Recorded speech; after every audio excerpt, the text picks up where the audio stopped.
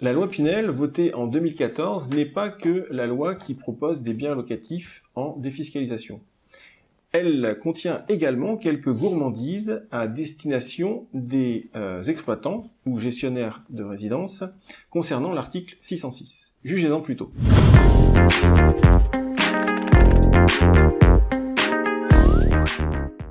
Laurent Cohen, bonjour, vous nous accueillez aujourd'hui pour aborder les obligations de l'exploitant au titre de l'article 606 du Code civil. Alors, avant la loi Pinel, tout était permis. L'exploitant pouvait se voir imposer la prise en charge de tout type de travaux, dont les gros travaux.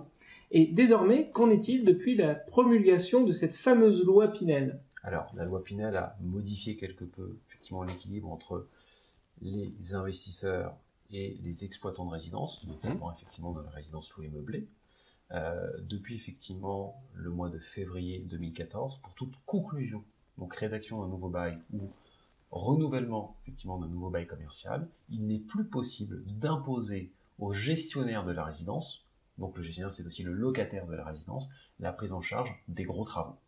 Voilà. Alors rassurez-vous, les gros travaux sont limitativement énumérés par le Code civil.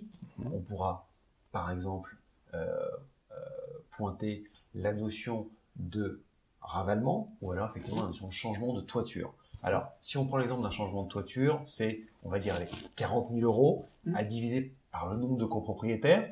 Alors, si je ramène ça à un investissement en EHPAD qui m'est cher, le nombre de copropriétaires dans des établissements dits médicalisés, c'est entre 80 et 100, on va dire 80 copropriétaires. 40 000 euros divisé par 80 copropriétaires, d'une toiture ça a changé tous les 25, allez, disons tous les 20 ans, c'est l'équivalent d'une provision de 40 euros par an. Donc c'est pas vraiment ça qui va changer l'équilibre économique dans un investissement sur du loueur en meublé. Voilà, très simplement. Et est-ce qu'un exploitant peut trouver un arrangement avec un investisseur sur ce point ? Alors, c'est ce qu'on voit de temps en temps aujourd'hui, notamment sur des investisseurs qui vont signer des baux commerciaux avec des exploitants en EHPAD. On peut le voir.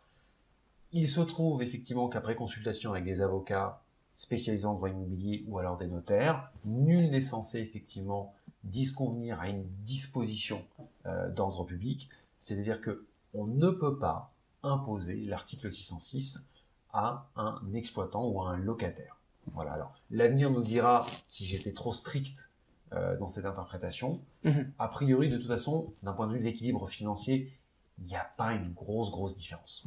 Et cette loi impose-t-elle également à l'investisseur la prise en charge des remises aux normes, par exemple ? Alors, vous avez complètement raison de le mentionner. La notion de remise aux normes, c'est par exemple, sur un sujet comme l'EHPAD, la notion de changement de digicode sur des chambres pour des personnes atteintes de maladie Alzheimer ou des rampes pour personnes à mobilité réduite. Alors là, effectivement, il faudra distinguer. L'article 606, c'est quelque chose d'à part, et vous avez la remise aux normes, qui, elle, effectivement, est aussi quelque chose d'à part. Remise aux normes dans le cas de l'activité du preneur, donc du gestionnaire, du locataire, celui qui va faire la résidence. À partir de ce moment-là, non, ça, la remise aux normes, c'est toujours à sa charge. Et pour le coup, sur la remise aux normes, ce sont des frais qui sont quand même plus conséquents. J'imagine.